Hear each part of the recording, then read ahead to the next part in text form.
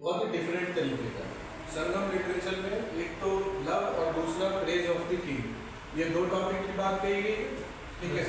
हाँ, और संगम का जो मतलब जो ज्योग्राफिकल एक्सटेंट या ज्योग्राफिकल फीचर्स की जो बात कही गई है, उस लैंडस्केप को हम एक वर्ड से डिनोट करते हैं जिसको हम बोलते हैं थिनाइस।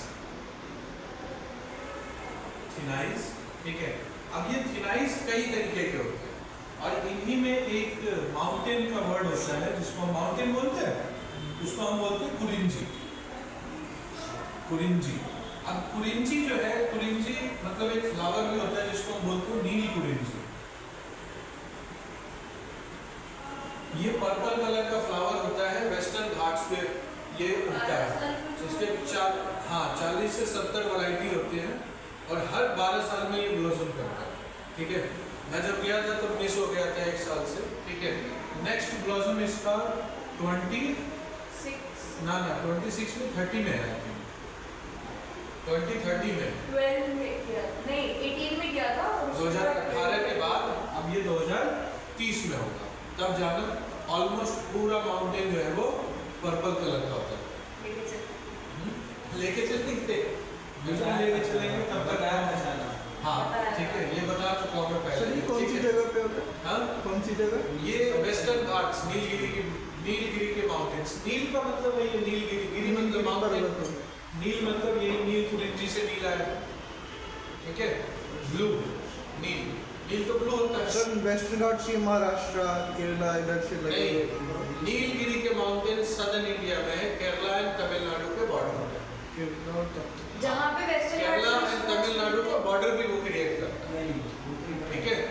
हाँ, और जो कंप्लीट जो लैंडफॉर्म है जिसको थिनाइस बोलते हैं, ये कई पार्ट में है। अब अगर मान लेते हैं कि सदर्न इंडिया का लैंडस्केप इस तरीके का है, तो जो सबसे पहले जो सबसे आउटर पार्ट में होता है उसको नेडल या फिर नेताल बोलते हैं। नेडल या फिर नेताल। अब ये तल कह लो या ताल कह लो, इसका मतलब है सीशो, समंदर का किनारा, ठीक है। ये पहला वर्जन है, ठीक है। इसके बाद जब आप ऊपर चलोगे तो क्रॉपलैंड, मतलब कि कोस्टल रीजन के बाद आपका ज्योग्राफी के हिसाब से क्या आता है, कोस्टल प्लेन्स, ठीक है।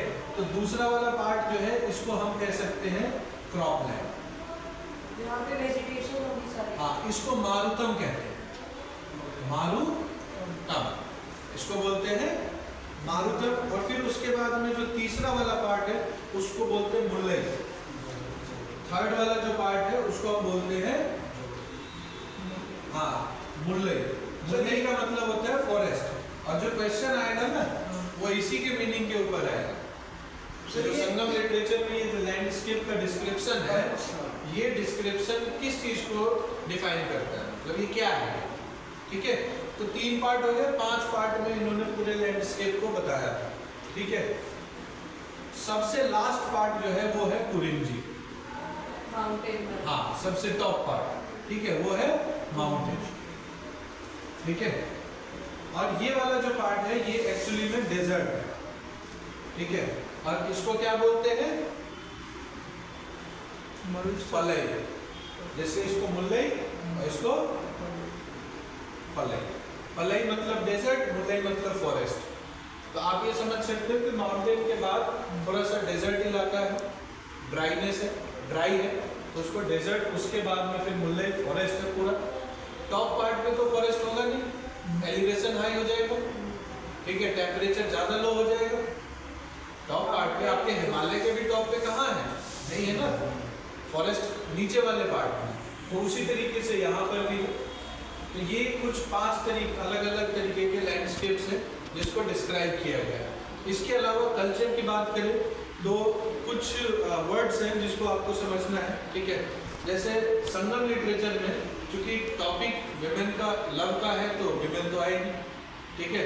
बिना विमेन के लव तो होगा नहीं।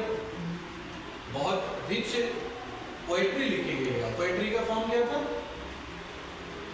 तिनई फॉर्म में लिखा गया है।